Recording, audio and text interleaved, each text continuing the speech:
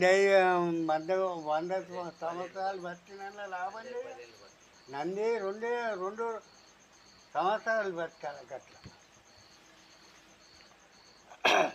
గుణము శుద్ధి గురు బోధ గుట్టు తెలియాలే కానీ అంత బాధ. గుణము శుద్ధమే గురు బోధ. ఇది అందరికీ గుట్టు తెలుస్తలేదు. ఈ గుట్టు అందరికీ తెలుస్తలేదు. నేను గురుబోధ అయినా కదా, నామం తలుస్తున్నా కదా, మాలలు తింపుతున్నా కదా, గన్ననే ఉండిపోయిండు. అరే గురుబోధ అనేది నీ గుణము శుద్ధి చేసుకుంటందుకు గురుబోధ చెప్తున్నారు. వాళ్ళు చెప్తలేరు. వాళ్ళు అంటున్నారు ఆర్తి చేయాలా, దేవుని నామాలు తలాలా, ఇవే చెప్తున్నారు. కానీ ఇంకా గుణం గురించి ఓటు చెప్పదు. గుణం గురించి చెప్తే ఆని దండ బంద్ అవుతుంది. గుణం గురించి చెప్తే ఆని దండ బంద్ అవుతుంది. అరే ఆశ లేనివారు గురు, ఆశ లేనివారు గురు అంటే నాకు ఆశ ఉన్నది కదా, నా దుకాణం బంద్ అవుతుంది. అందుకని చెప్పాలి. आच नेलिवार गुरुవుతో ऐसा चाहिए शिष्य का कुछ न ले. గురు ఎట్లా ఉండాలా? శిష్యుని వద్ద నుంచి ఒక కొత్తకు కూడా ఆశ ఉండద్దు. అటువంటి వారు గురువు ఉండాలా. శిష్యుడు ఎట్లా ఉండాలా? సమస్తం అర్పణం అయితే సమస్తం అర్పణం కావాలి గురుకు. తనువు మనసు వాచ గురుకు అర్పణమయ్యేటి శిష్యుడు కావాలా. గురు ఎట్లా కావాలా? ఒక కొత్తది కూడా ఆశ లేని వారు గురువారా.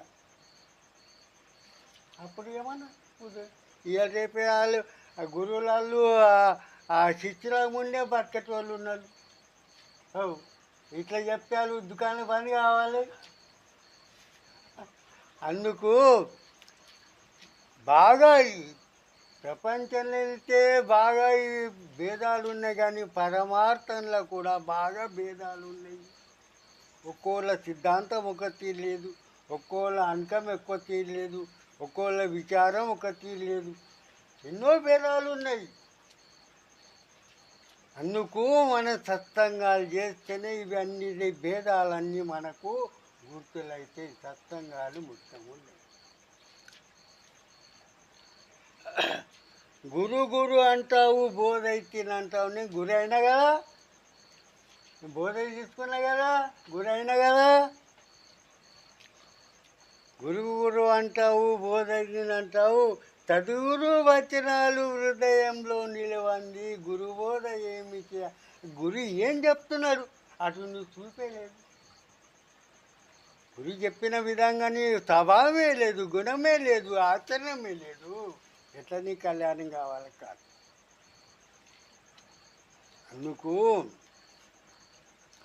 ఒక కోడలుండి అత్తగారింటికి పోయింది కోడలు.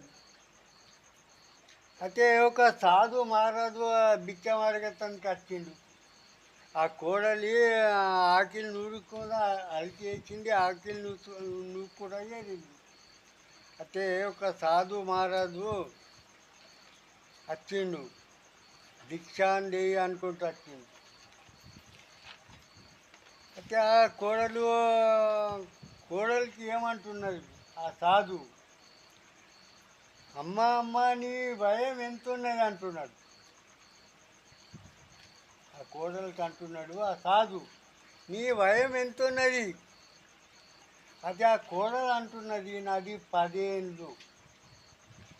ఏమి? నాది 10 ఏళ్ళు. నీ మొగనికి ఎన్ని ఏళ్ళు ఉన్నాయి?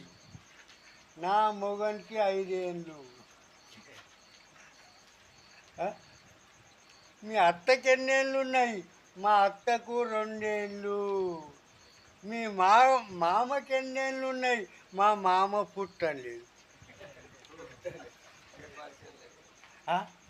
ఆ మామాడు సూర్యు కింద కూర్చుండే ఉన్నాడు మామ. ఈ పాగలైంది ఏమో ఇది. ఈ పిసైంది ఏమో దీనికి ఏం మాట్లాడుతావు, దీనికి అక్కలు ఉన్నాయి ఏమన్నా. అత్తనేమో 2 ఏళ్ళదట, మొగడేమో 5 ఏళ్ళదట, ఇది 10 ఏళ్ళదట, మా అమ్మ పుట్టలేదట. నేను పుట్టని నా కొడుకు ఎట్లా వచ్చా ఆడి పరిచయం అయిపోయా. ఏమంటావు, నీకేమో అక్కలు ఉన్నా. అరే ఆ మారదు అంటే కొంచెం ఆగిపోయి నువ్వు ఎందుకు అంత కోపం పడతావు? ఆమె యొక్క అడుగు మంచి మాటతో అడిగావు నువ్వు. ఏం అడుగురా బట్టి మంచి మాట అంటే దాని అర్థం ఎట్లా అంటే, గురువు బోధ అయ్యి 10 ఏళ్ళు అయింది. ఇప్పుడు మనది గురువు బోధ అవుతున్నాం కదా, మనది 2వ జన్మం ఇది. తల్లిదండ్రులు పుట్టించిన జన్మం అయితే అది ఉండే, అవి పుక్కెల్లో పోయినాయి. అవి తల్లిదండ్రులు పుట్టించిన జన్మాలు అవి పుక్కెమ్మైనాయి. అలా ఏం లాభం కాలే కదా. 50 ఏళ్ళైందో 60 ఏళ్ళదో అది బట్టిగానే పోయినాయి అవి నీవే దేవసాలని. మరి గురువు బోధ ఎప్పుడైతే తీసుకున్నావో అప్పుడు నచ్చి నువ్వు మరో జన్మ. అది తల్లిదండ్రులది ఒక జన్మ, గురువు చేసుకున్నది 2వ జన్మ. ఈ గురువు చేసుకున్న జన్మ నుంచి మనకి ఏమన్నా కళ్యాణ మార్గం అనేది అవుతుంది. అయితే అది దాన్ని 10 ఏళ్ళైంది నేను బోధ తీసుకొని, నా మొగడి తీసుకొని 5 ఏళ్ళైంది. మా అత్త 2 ఏళ్ళైంది బోధ తీసుకొని, మా మామ తీసుకోలే బోధ. అది పుట్టండి.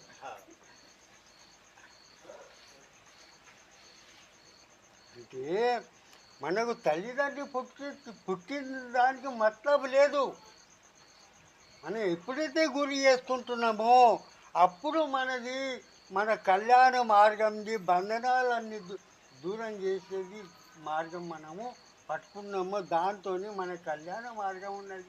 తల్లిదండ్రులు ఏమి మనకు ప్రపంచం నేర్పిల్లు. తల్లిదండ్రులు మనం మోక్షం మార్గం నేర్పలే కదా, తల్లిదండ్రులు ప్రపంచ మార్గం నేర్పింది. గురువు మనకు మోక్షం మార్గం నేర్పిస్తుంది. అందుకు గురువు తల్లిదండ్రులతో ముఖ్యం ఉన్నది. తల్లిదండ్రి గురులే మొత్తం తల్లి గురే, తండ్రి గురే, గురువు కూడా గురే, ఆచార్య. అందుకు ఏమన్నాడు, మాతృదేవోభవ. ముందు తల్లి దేవుడు, ముందు తల్లిగా కాళ్ళు మొక్కాల. కొడుకు ముందు తండ్రి కాళ్ళు మొక్కద్దు, ముందు తల్లి కాళ్ళు పొంగాల. అంటే మాతృదేవోభవ.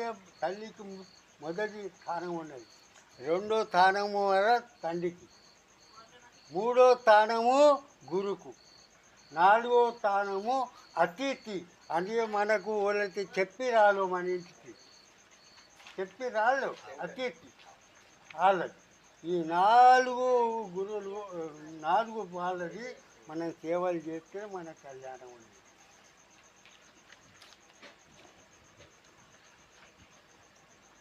బోధలో బాధ లేదు, బాధలున్న చోట బోధ లేదు.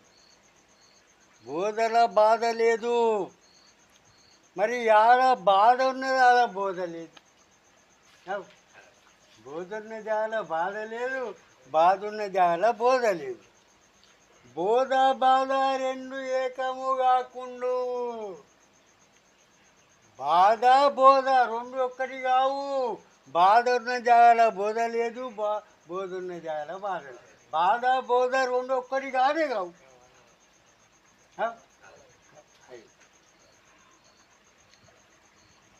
ఏకము కాకుండా సుఖము శాంతి లేదు, కర్మాలు తెలివంది గురుబోధ.